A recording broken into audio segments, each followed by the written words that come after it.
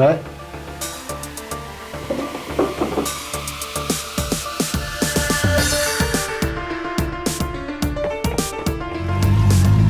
行长，哎。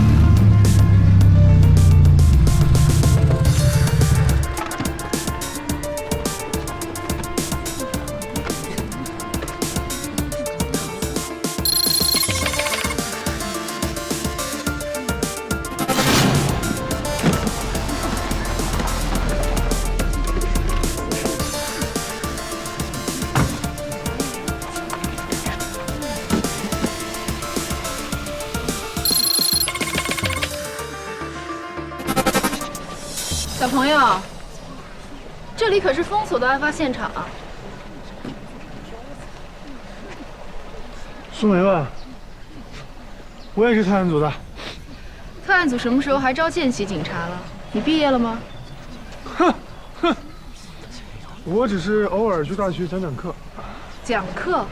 你才多大呀17岁当博士已经不早了。我爸18岁都双博士了，我拉低了我们家整体水平。 你平常都这么说话吗？在新的团队，我爸老嘱咐我让我低调点。你们好，我是梁教授的助理阿信。梁教授，请跟我来。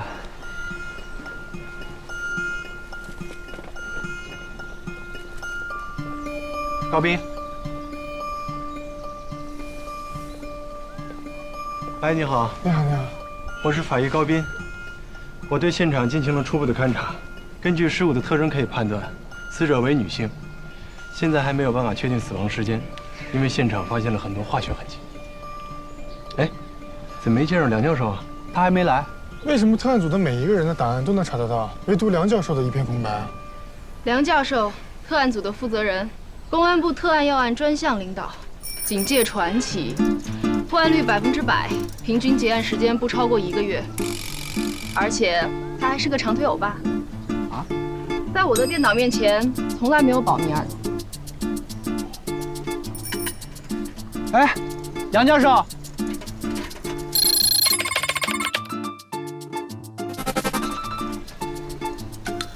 现在有了。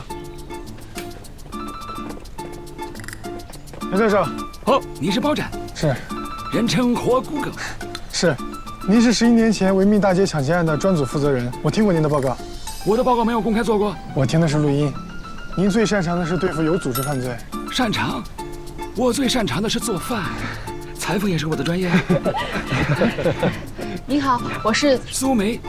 5年前我见过你一回，那时候我还不是警察。梁教授。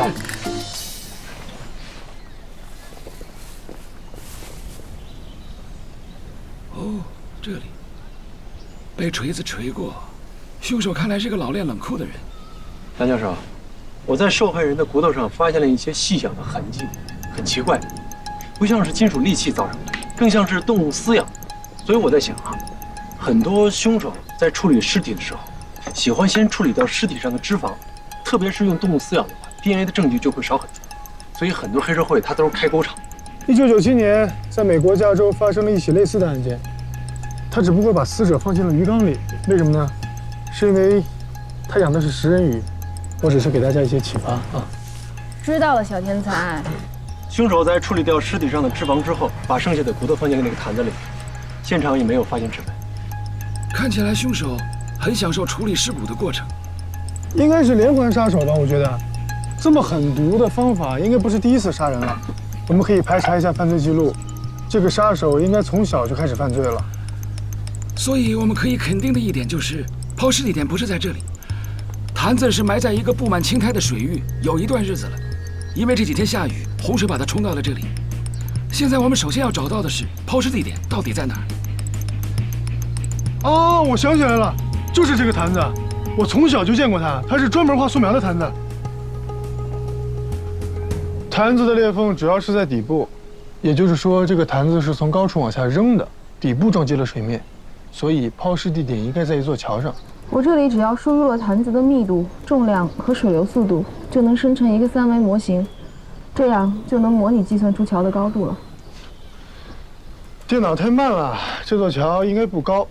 哎，我跟你讲，如果以悉尼海港大桥为例，它的高度是52.4米，如果从这个高度往下跳，冲击力应该是2吨，哇，相当于跟一个90迈小汽车迎面相撞，什么概念啊？4肢要能连在一起都是万幸。你这样能算出来吗？我的脑子同时可以考虑2件事情，这样不耽误时间。2.5米，纠正一下，是2.56米。马上可以找桥梁施工图看一看。找到了。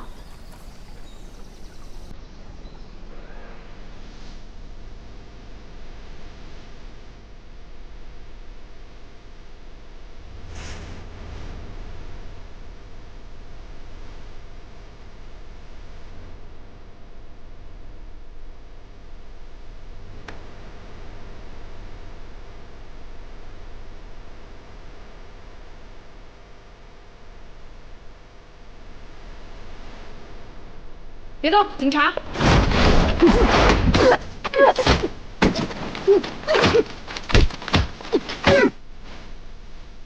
注意动！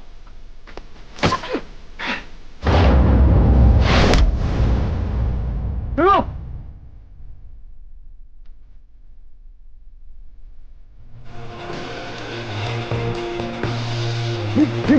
你别动！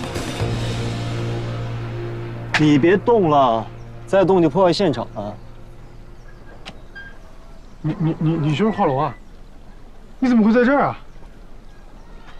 坛子这么大，搬到这儿肯定引人注目。还好这个小比较偏僻。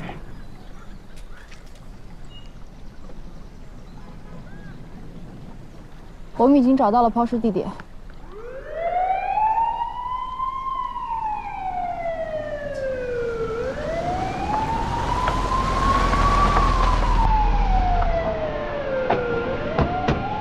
我已经通知了班人，他们会搜索附近水域。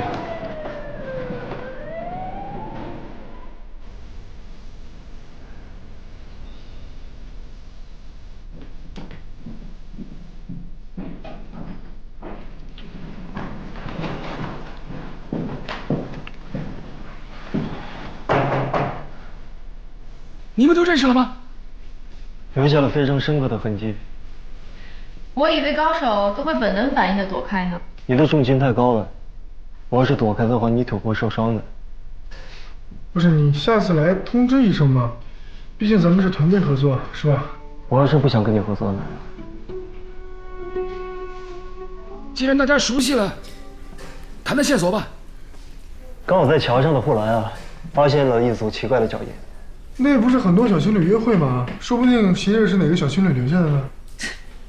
小情侣站在石桥的护栏上，怎么了？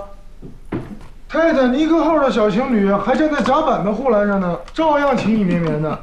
我跟你讲，越危险越刺激，就是有那种2个恋爱的人心跳加速的那种荷尔蒙分泌的感觉。我觉得我倒是有必要教教你该怎么说话了。你还是先教他怎么挨揍吧。你也不差呀。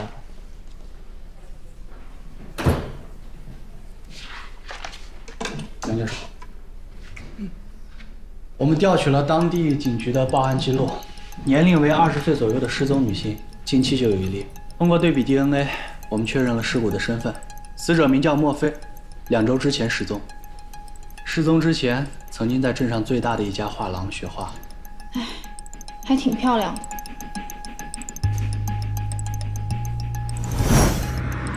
梁教授，画龙给人感觉永远是那种单打独斗、容易惹麻烦的。你是怎么考虑把他拉入特案组的？你如果当过5年的卧底，也会这样的。一个人单打独斗，早晚会崩溃。有时候要休息，明白了？嗯。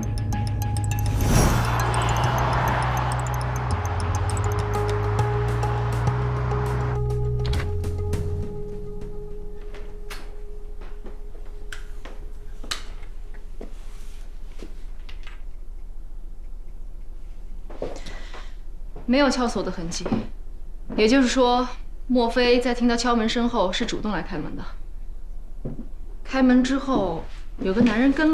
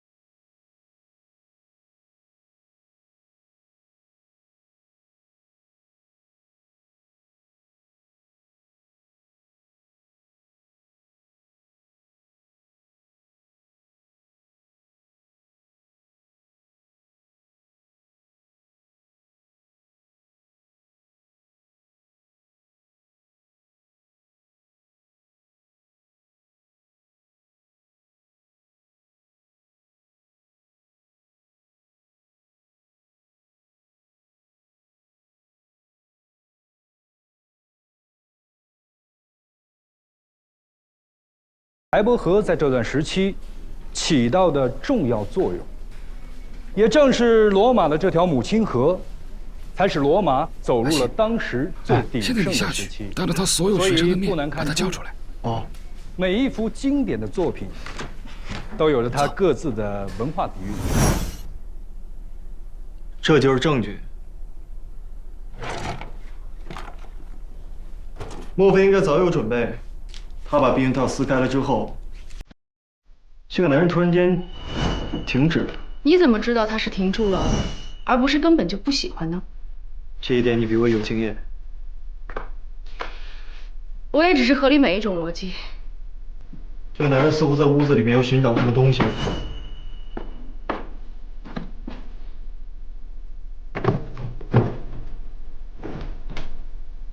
莫非在安抚？看来这个男人有一些把柄在莫非的手上。当他找到了东西之后，就杀人灭口。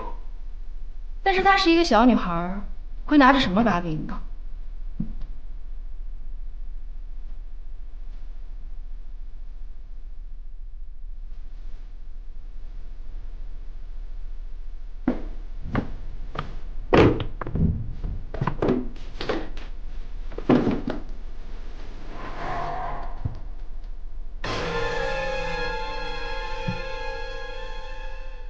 女人藏的东西，还是得女人来。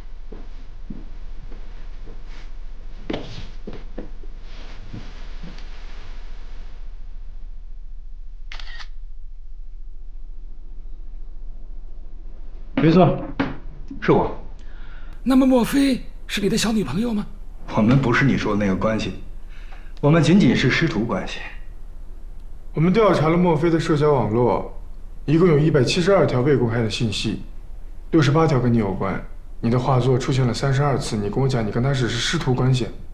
学生里头啊，有不少女孩迷恋我，这很正常。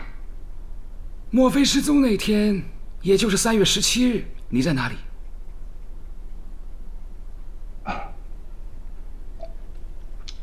那天晚上我跟我老婆在看戏，哎，你可以去问我老婆。17号，那天我跟麦西去看话剧了。你们看的什么剧啊？罗伊跟马拉。不过我们岁数大了，也就不再相信这些美丽的谎言了。经常去看话剧吗？没事儿的时候就会去看。你们那天是几点结束的？大概是晚上9点。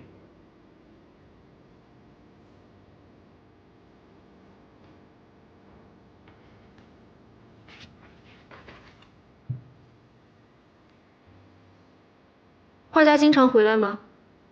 经常回来。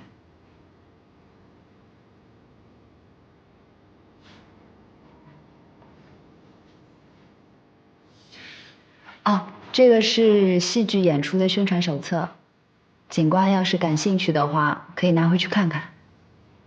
还有其他册子吗？没有了，保姆以为没什么用，就都给扔了。警官也喜欢看戏吗？看的戏太多了，只是不在舞台上。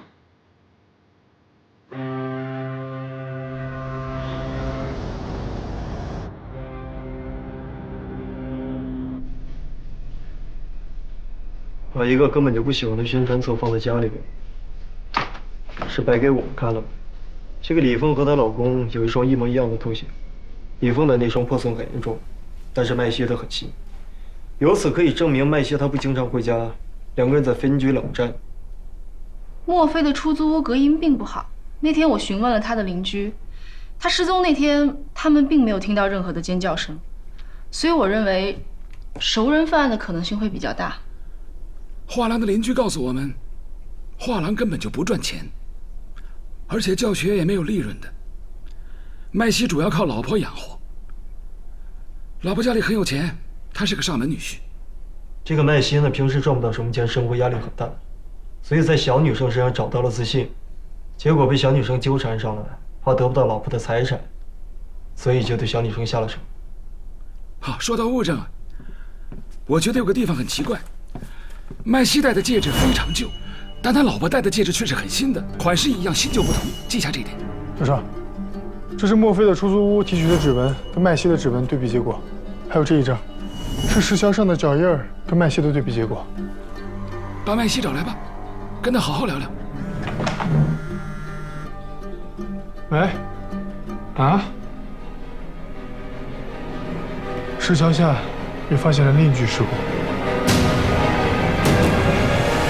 所以可以判断凶手是同一个人。查到凶手进入的方法了吗？还没有。他骨头上这些齿痕真的非常诡异。受害者身份呢？还在查。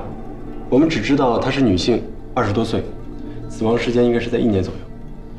查一下警局失踪人口记录。好的。这次的衣服也是红色吗？对。的确有调查表明，女性受害者穿红色衣服的比例比较高。为什么呢？红色会引起别人的注意，还有最重要的一点就是，可以引发男人的性欲。就一个颜色，不至于吧？当然至于了，曾经有人做过实验，好吗？红色，凡是运动员穿上，都会引起他的生理机能和荷尔蒙水平。难道会变娘吗？会变得有攻击性。其实性欲和攻击性是一回事儿，这不是我说的，这是弗洛伊德说的。哎，注意一下啊，这次尸体的处理方法没有上次娴熟。这一次的凶手可能是个初犯。你看每一个切口，好像都下了很多刀，费时很久。还有一种可能，就是他对死者非常的宠爱。哎，我们错过了一个非常重要的问题，坛子。凶手在处理掉尸体上的脂肪之后呢，把骨头放进醋里面泡着，泡一段时间之后它就变软了，然后一用力就可以放进坛子里面。不是，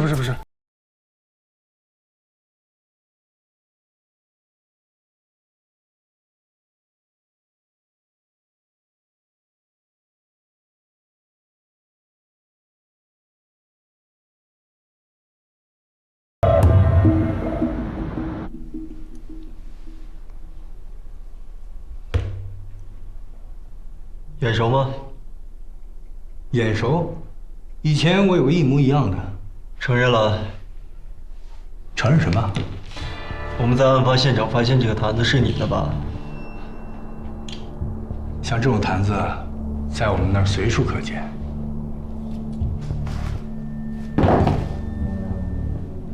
这个你看看。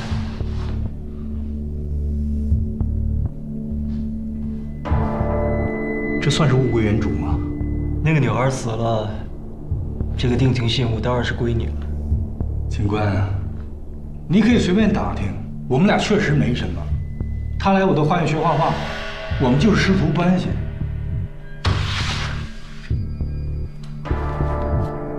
你就这样为人师表？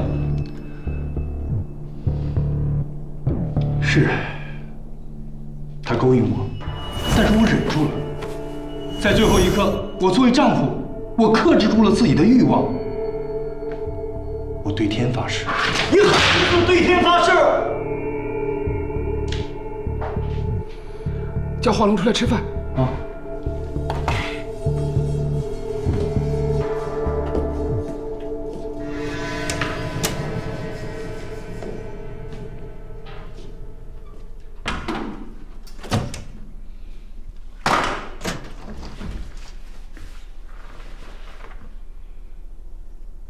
炸一下是 OK 的，但是你不能比对方还暴躁啊！吃饭吗？时间差不多了，我可以回家吃。你还要在这里待一段时间。我们有证据。麦西啊，你阳痿。这他妈算什么证据？阿信，你阳痿。没有啊，这是一个正常男人的反应。你刚才那个答复，正好告诉我，你心里已经默认了。我说过了，我跟他没什么。撕开了，又不用，这是为什么？你不行了。根本不是我撕开的，我不想跟他有什么。不是你不想。是你不行，那个小女生想征服她的老师，但是你又视而不见。她还以为自己长得不够漂亮，她给自己最后一个机会，就去偷了你的画。果然你去了，她真没有想到，原来不是她不行，是你不行。她就开始笑了，而她的嘲笑却激怒了你。你一怒之下杀了他。我是不行黑了，但我没有杀人，我只是去拿回我的画。我告诉你，你来选，要么我把你那些通奸的证据公诸于世，要么你就乖乖的待在这里，坦白从宽。你抓不到我的证据的。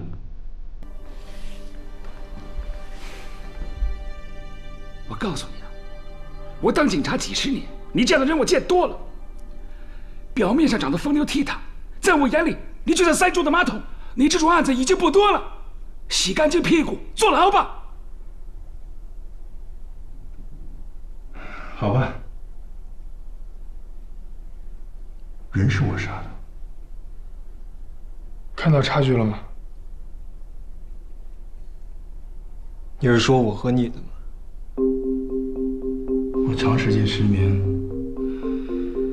后来发展成了梦游。1个星期以前，就是下雨那天，我发现醒来，自己在桥上。麦西的梦游症是3年前开始接受治疗的，可是要知道，梦游症是从小才能得的病。3年前在麦生身上发生了什么让他无法接受的事情？这个我查了一下，3年前有一个叫赵芊芊的女孩，她也失踪了，而且她也曾在麦西的画廊里学过画。我们查过所有失踪的案子，没有找到这个。因为这个案子之后被撤销了，系统更新之后就查不到了。我也查的是3年前的档案备份。可是为什么被撤销了？因为赵芊芊被找到了，她在报案后的第4天给她的家人发了信息，也发了照片，所以她的家人就撤案了。他现在在什么地方？她现在还活着，至少是在网上。她每隔一段时间都会更新照片，透露她自己在哪里。照片的这个光不太对啊。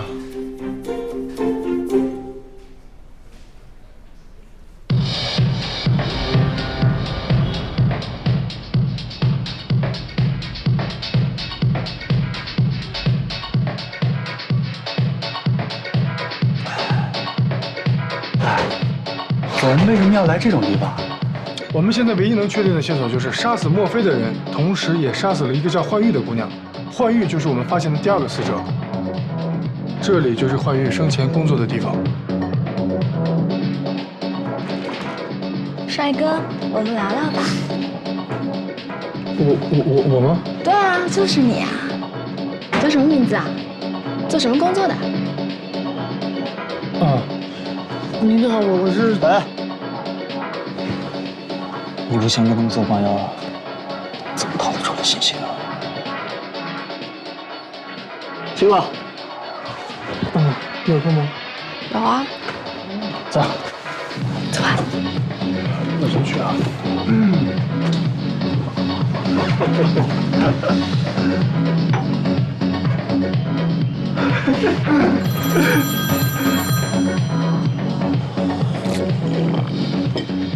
喂。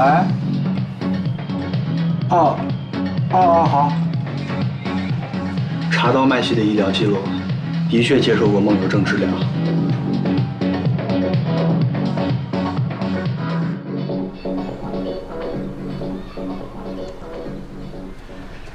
你们昨晚去酒吧，查到什么了吗？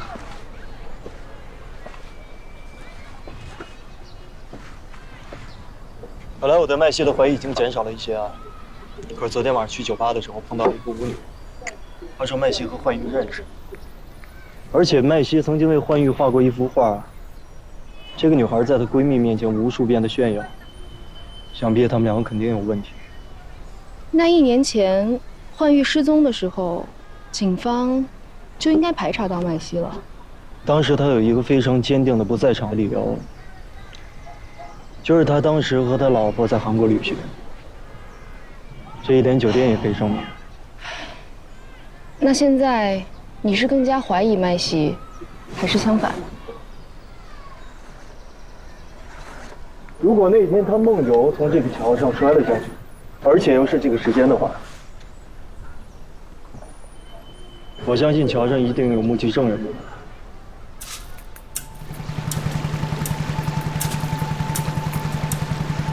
跟您打听一下，您是不是经常在这钓鱼啊？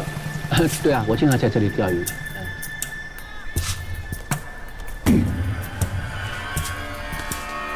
哦，警察大哥，我钓鱼你也要管的。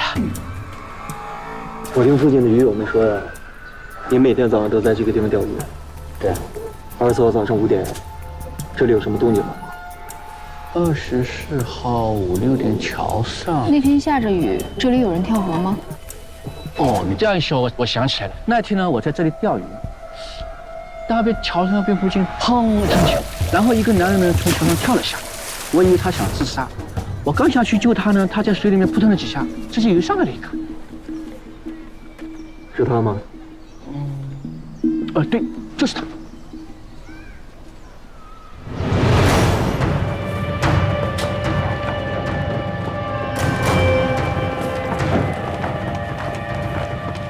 你们怀疑我丈夫是凶手，你们有什么证据？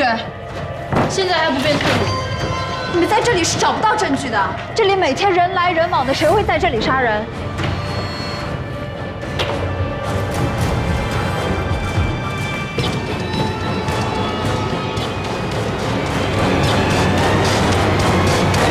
赵芊芊，还记得他吗？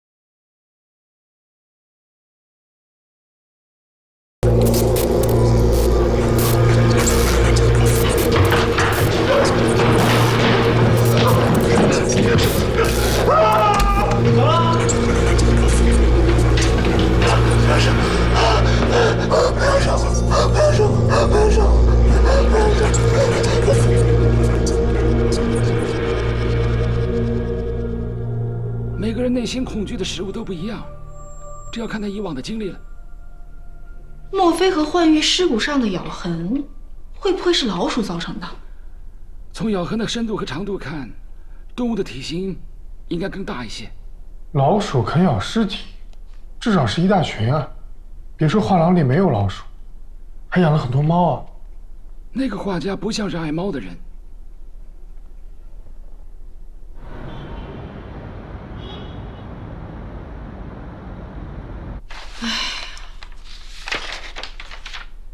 赵芊芊的手机一直都有人帮她续费，但是她的微博又是移动信号登录的，没有固定 IP。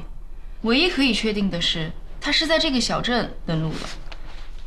那个画廊里除了有几部恐怖的画之外，没有任何线索了。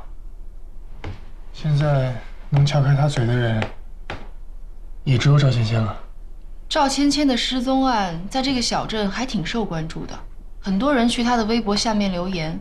但是最值得关注的是，有人提到她曾经怀过孕。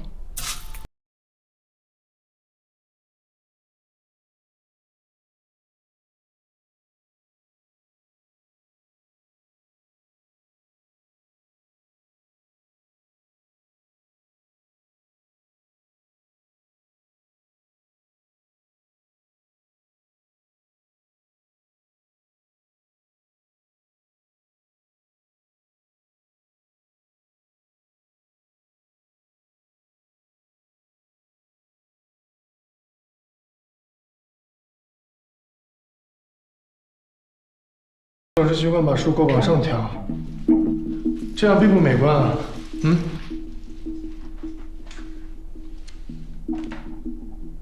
说说孩子吧。赵芊芊是怀了我的孩子。为什么不早说呢？还在这里装神弄鬼。我不说是因为你没法舔着脸说。那个女的缠着我，用死来逼我离婚，而我又不能离婚，因为我得靠我媳妇儿养活。如果有你说的这么简单，很复杂吗？我也以为很复杂，但是我错了。你只不过是一个常见的小三儿逼着上位的男人，想要杀人灭口。没那么简单。我的确一开始是想毁掉孩子。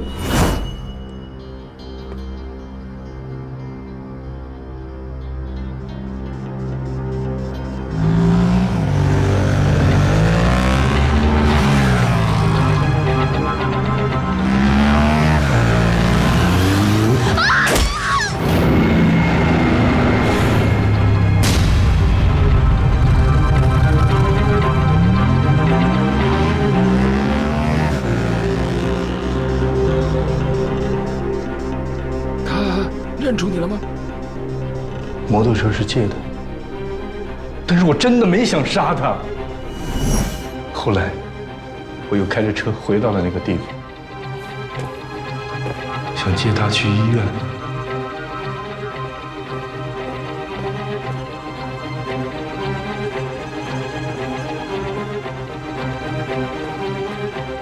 可是当我回到那个地方，他已经不见了。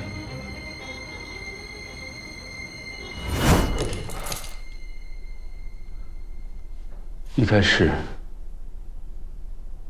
我还以为他被别人救了，但是自此之后，他就失去了联系。过了很长一段时间，我收到他的信息。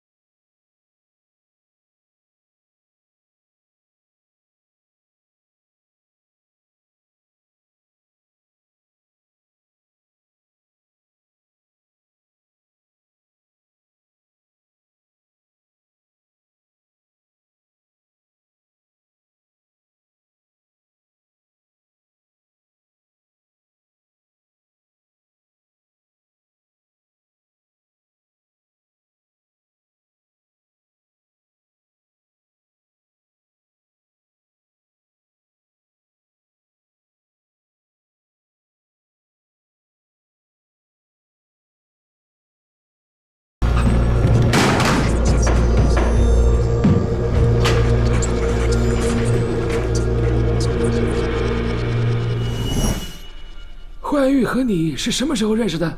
很长一段时间，我必须每天喝醉才能睡着。冠玉，自然是在酒吧里认识的。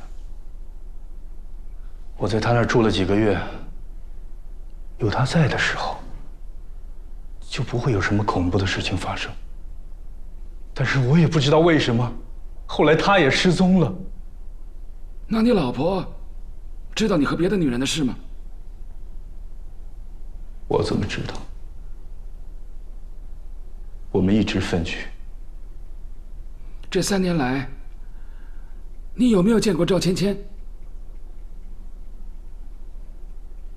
你觉得她还活着？也不是没有这种可能。她一定是死了。那个石桥，就是我们经常约会的地方。我不止一次在石桥上醒来。赵芊芊，她要掐死我，她变成了厉鬼，她肯定不会放过我。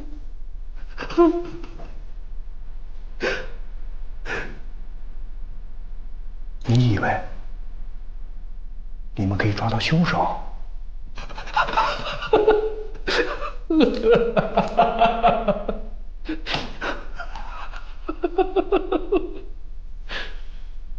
你们面对的根本就不是人。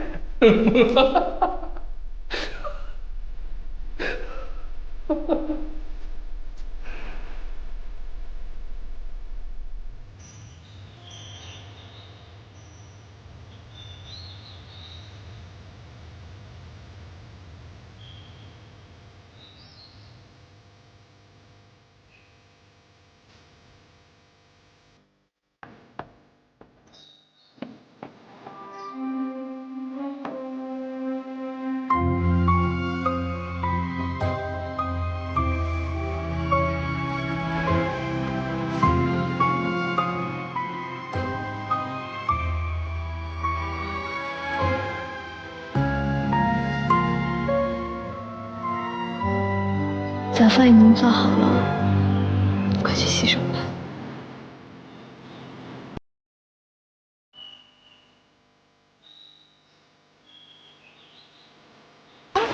你看，那呆子又来了，好呆呀！二死了！哎我去！哎，你看这是刺芦，我够了，这样就能涮到。我就说他是呆子吧。怎么会有这么二的人？这么呆呀！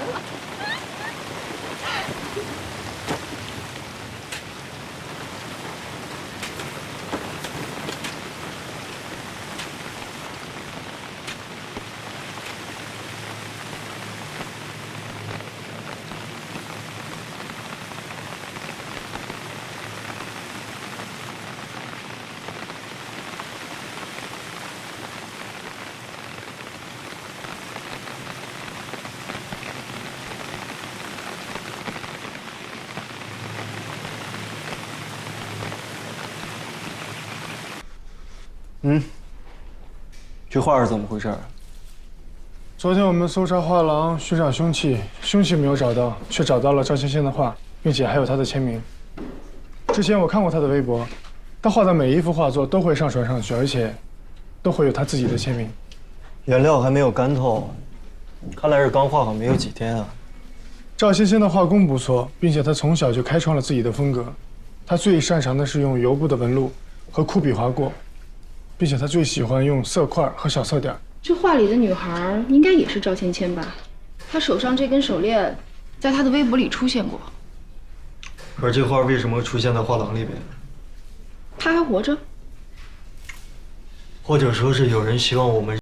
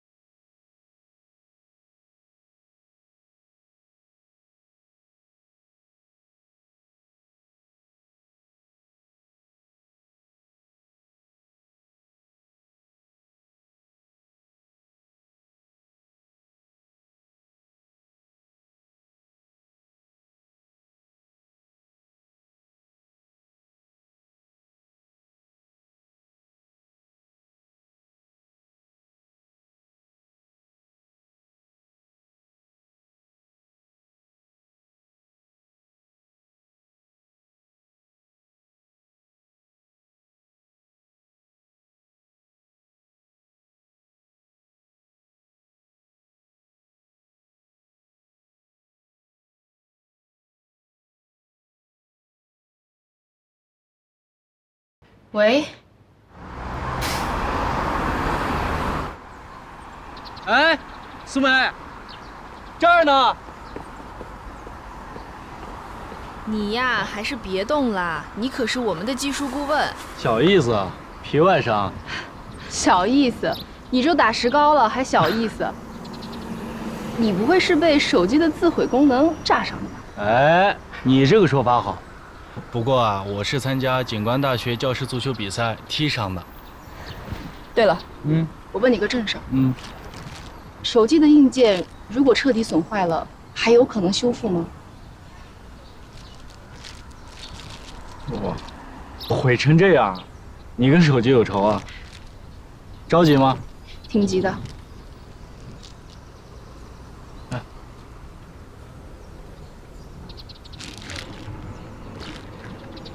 你干嘛？啊，我最近正打算换个手机，反正我这个手机也用了挺长时间了。哎，我告诉你啊，你可以把你手机内存硬盘焊接在我手机的电路板上，这样可以造出来一台最原始的工程测试机。然后你将硬盘和芯片连接电脑，就可以读取数据了。赵芊芊，你还记得吗？记得，她画的挺好的，可是传闻说她失踪呢。但是这3年里边，有没有人见过她？有，各种传闻都有。哎，你可以问一下她，她知道的。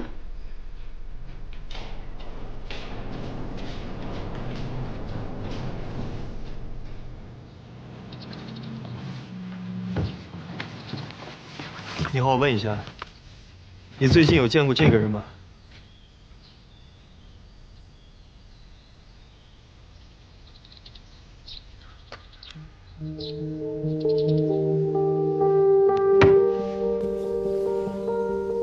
你能不能好好的回忆一下，你是在什么地方看到他的？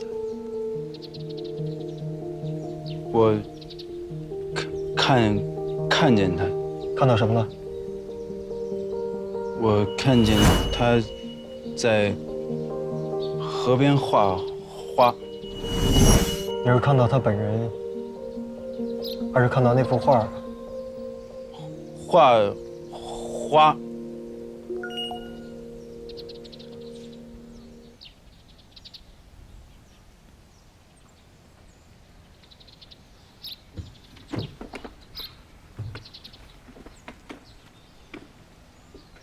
他叫马辽，他这儿不太清楚。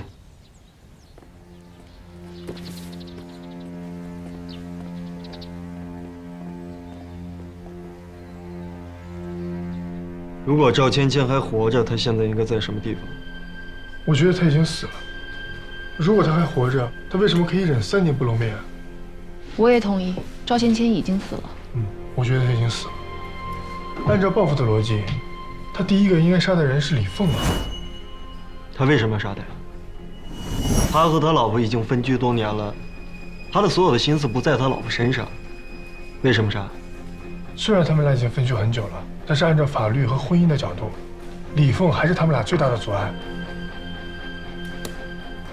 手机的数据已经恢复了，这个照片确实是赵芊芊本人，但是拍摄时间是3年前，这说明有人拿赵芊芊的图片吓唬麦西。可是他想要达到的目的是什么？李凤，她想警告她的男人，不要再出去乱搞。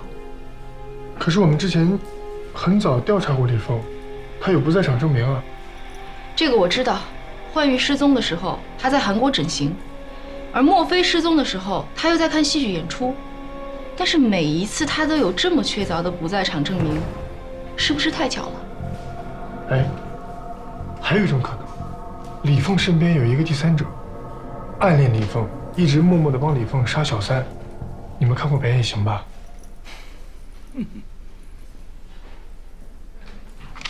你的判案推理能力是不是都从电影里来的？很多电影的桥段都是根据真实故事改编的，好吗？杨教授，你不说点什么吗？苏梅，你的车在磨合期吗？是啊，新车在磨合期。知不知道暴力磨合，就是在磨合期的时候让火花塞和气缸壁强力磨合，虽然价钱有些昂贵，但是很有效。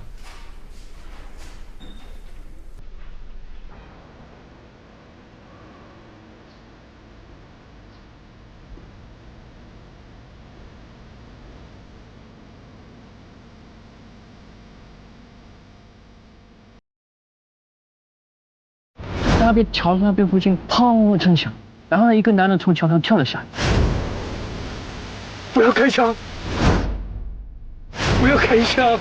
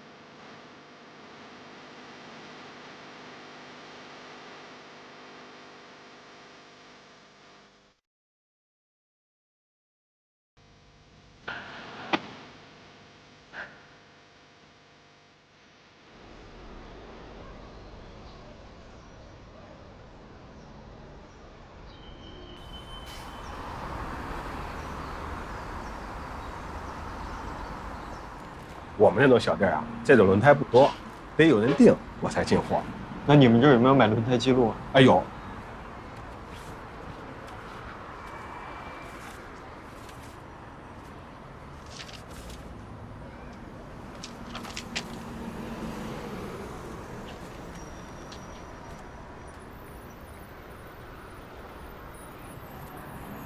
是他吗？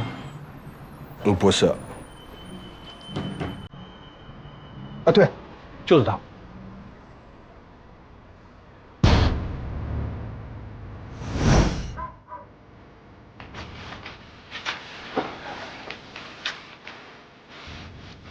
楼上就是马六的房间。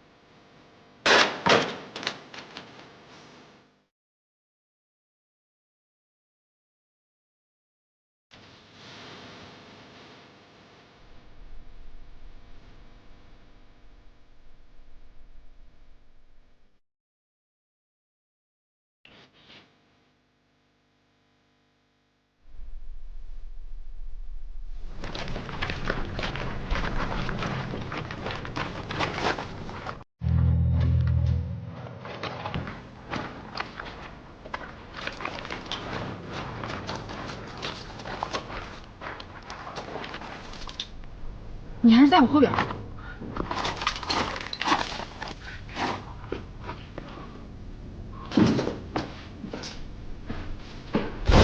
别动！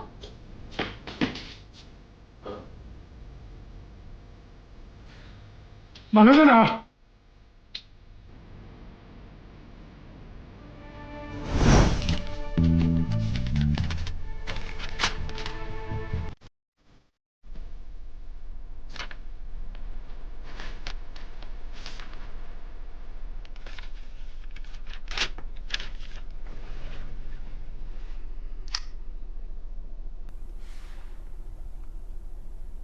看，他已经半年多没住这儿了，估计是有其他藏身处。好，知道。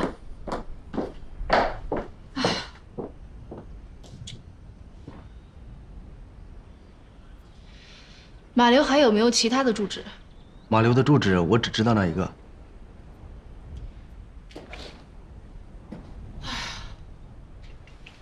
你怎么还有心思逗猫啊？我没有逗猫。那你在干嘛？这毛笔上的毛有一种独特的香味，如果我没有猜错的话，应该是老鼠毛。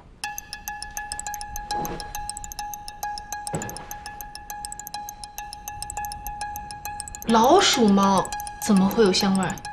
有一种老鼠叫麝香鼠，产于北美洲，体型比正常的老鼠大几倍，而且毛还很长。如果真是麝香鼠的话，那尸体上的咬痕就对上了。我在受害人的骨头上发现了一些细小的痕迹，很奇怪，不像是金属利器造成的，更像是动物撕咬的。哎，马流一直做毛笔吗？你看，一个一直活在一堆老鼠中间的人。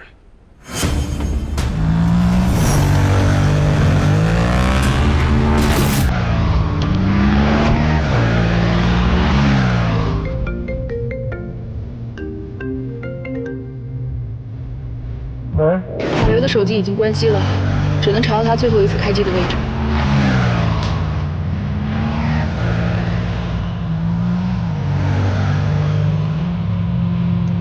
不过这个范围还是太大了。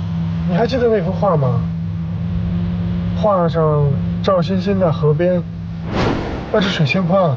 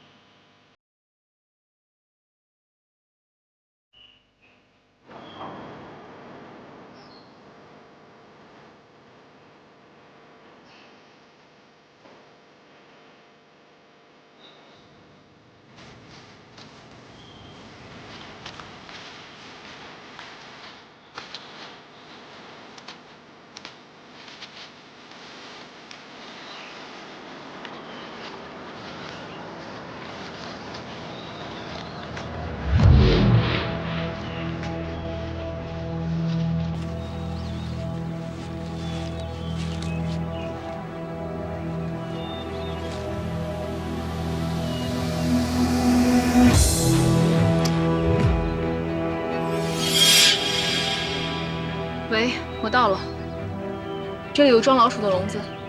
你小心点啊！我马上到了，跑冷也快了。嗯，好。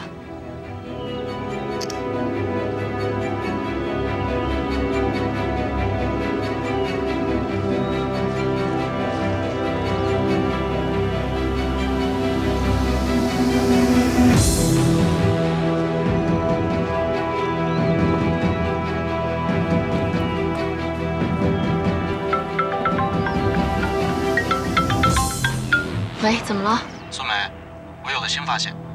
我刚刚分析手机的时候，截获了一条信息，我觉得应该很关键。好。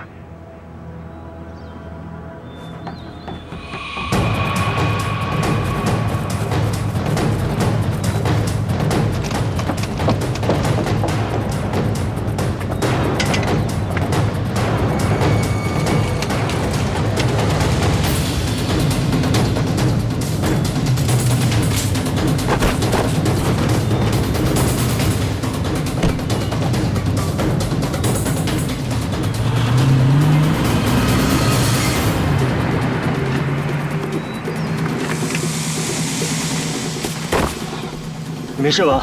没事，快去追，有人质。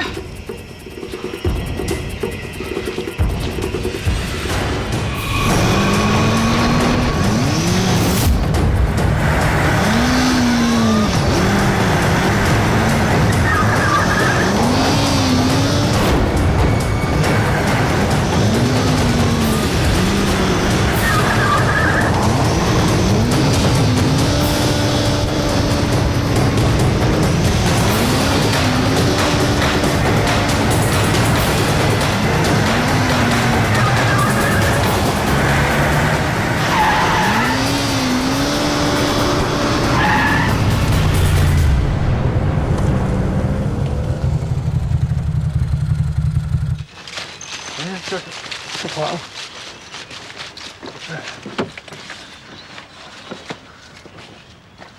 小心点。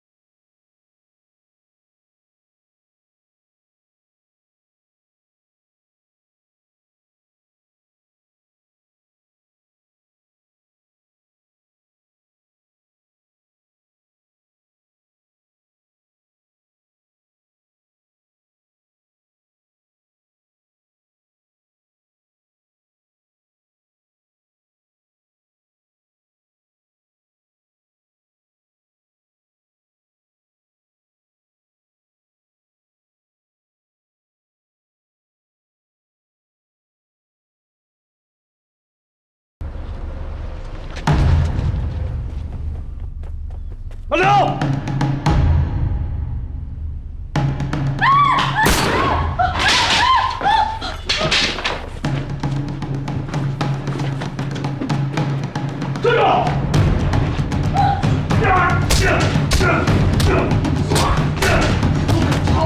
站住！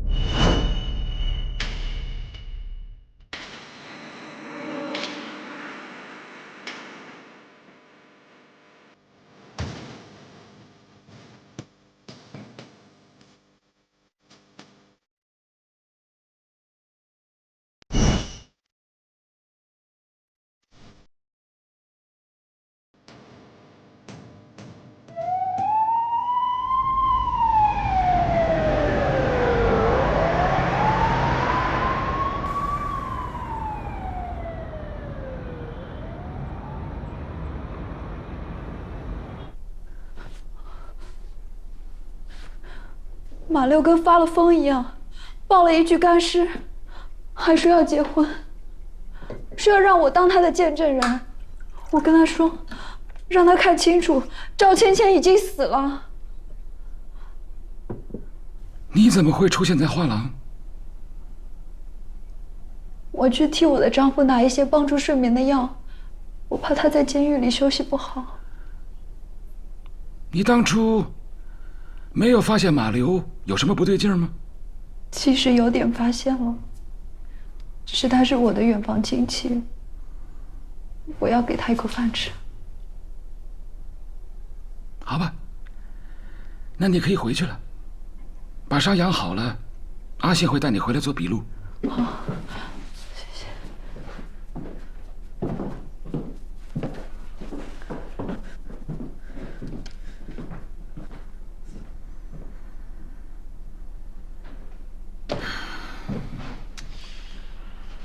教授，马流一直用赵芊芊的手机给他自己发微信，还幻想着赵芊芊活着，跟自己交流。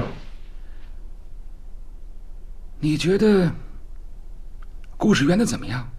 那我先回去了。需要我送你回去吗？不用，谢谢。好。他太想补齐所有的窟窿，做的太多了。可能是想保护自己的丈夫吧。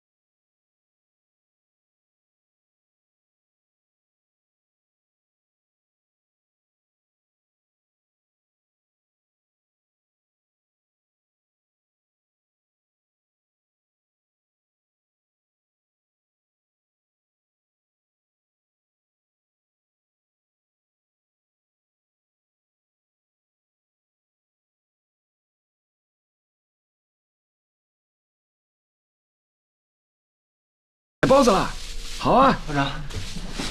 一边吃一边聊故事，很好。杨教授，案子不是结了吗？看起来是。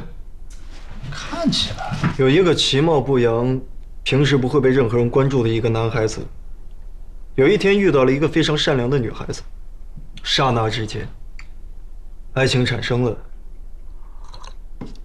魔鬼也出现了。他为什么要放弃麦西呢？应该直接干掉麦西才对啊。等等，马流显然是不喜欢红色的，可是为什么他会让幻玉和墨菲同时换上红色的裙子呢？马流家一个红色都没有啊。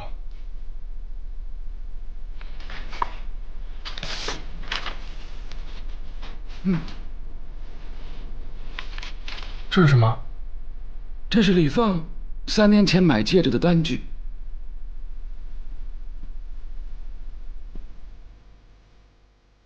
毕竟是撞了个人，估计有几年看不到外面的星体了。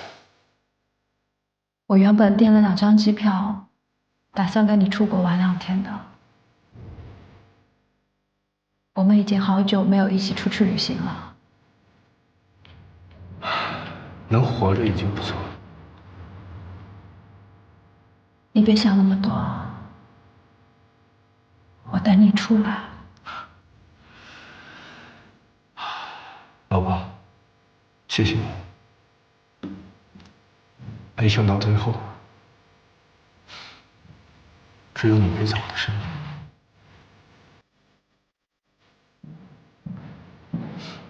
你好，这位警官有事找你。怎么了？案子不是结束了吗？别紧张，公安局嘛，环境就是这样的，向来有些严肃啊。我请华警官呢讲个故事，来缓解一下气氛好吗？一个男人的情人怀孕了，他这个情人用肚子里面的孩子威胁这个男人，想要跟他结婚，但是这个男人担心他老婆还有身边的朋友知道，所以把他约到了荒郊野外，想要骑摩托车把这个孩子撞掉。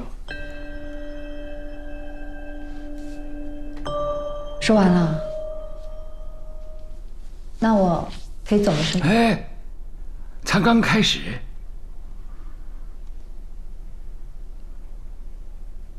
但是她老公万万没有想到，她老婆竟然在后面跟着他，而且呢，把这个情人给救下来了。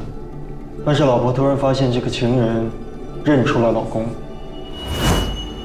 她一方面想要去保护老公，一方面对这个情人肚子里面的孩子起了嫉妒之心。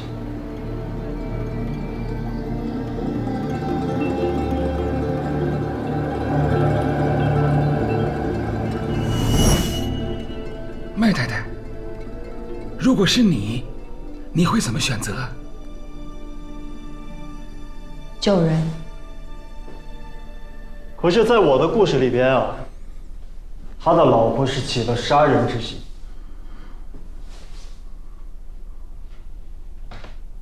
华警官，你如果要是专门讲故事，我们再约时间好吗？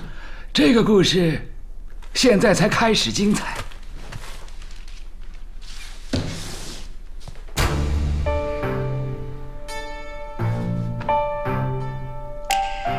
老婆到了桥上，想要把这个情人从10几米高的桥上推下去。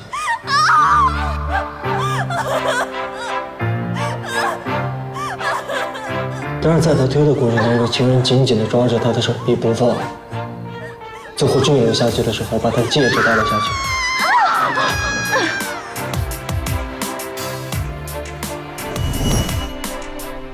老婆到了坠尸的地方去找这枚戒指，可是没有找到。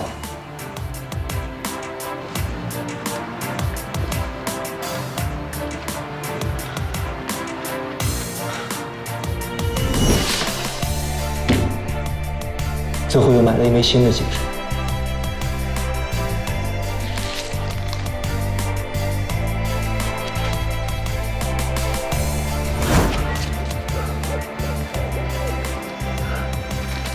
在这儿呢，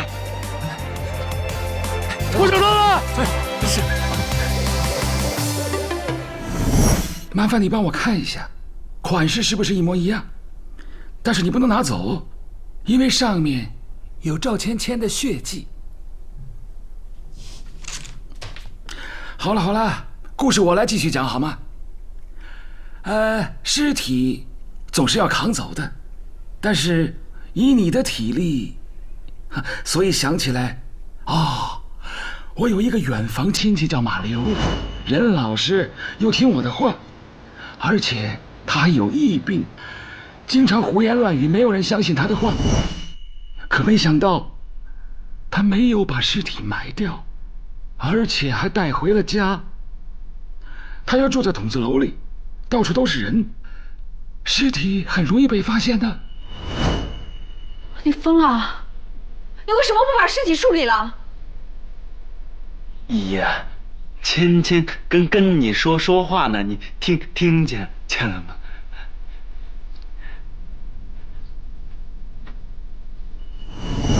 赵芊芊，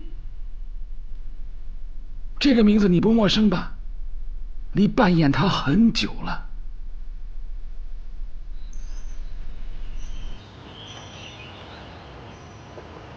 我一直觉得很奇怪，以马流的收入，怎么租得起一座院子呢？后来我才知道，有人帮他付钱，而且他需要这个环境，把那具干尸收起来。至于你丈夫，你很想让他后悔，想让他一直以为赵芊芊会变成厉鬼，把他杀了，这样他就精神恍惚，会常常在你身边，要你去保护他、爱护他。我完全不知道你们在说什么。你没有想到的是，你丈夫一天一天好起来以后，立刻又跟一个舞女在一块儿了，这令你怒火中烧，想把那个舞女杀了。但是怎么杀呢？马流又不听你的话，他只听赵芊芊的话。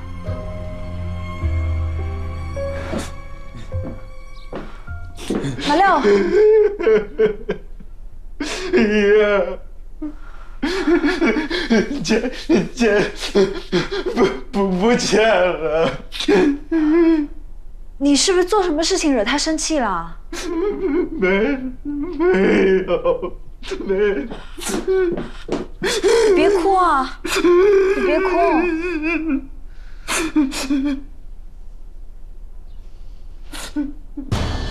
所以你就开始扮演赵芊芊，用赵芊芊的手机给马流发信息，去指使马流。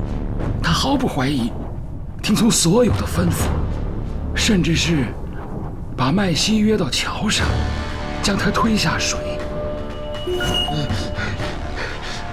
爷，芊给我发消息了，他说他恨一个舞女。那你知道该怎么做了？也许只有这么做，他才有可能回来。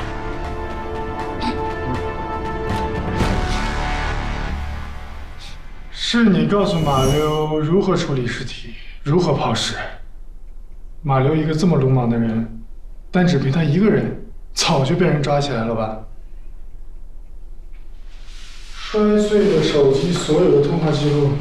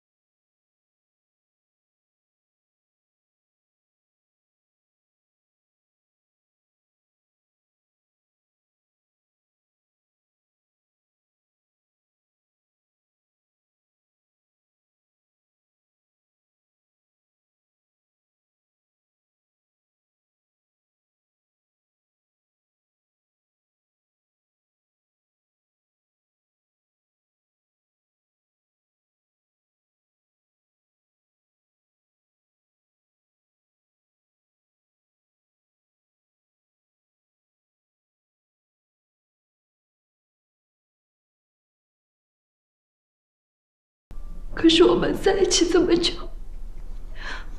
我没有给他生过一个孩子。他跟赵倩倩在一起才几个月就怀上了，那个时候他还天天陪着她，还叫她什么水仙花，真够恶心的。你心里很清楚，你丈夫是不能生孩子的，对吗？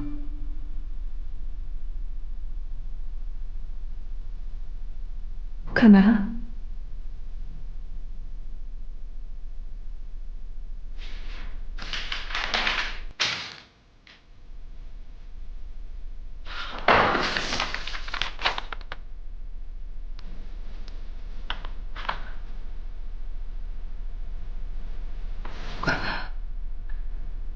不可能是马六的，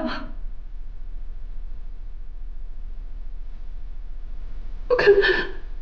你发现你丈夫不爱你，甚至于去看话剧的那天晚上，他都约了莫非，所以你想把莫非也给杀掉。你让马流去杀他，却没想到那天晚上麦西去偷了这幅画。我已经检查过这个画风和笔记了，这是当年你亲手给他画的。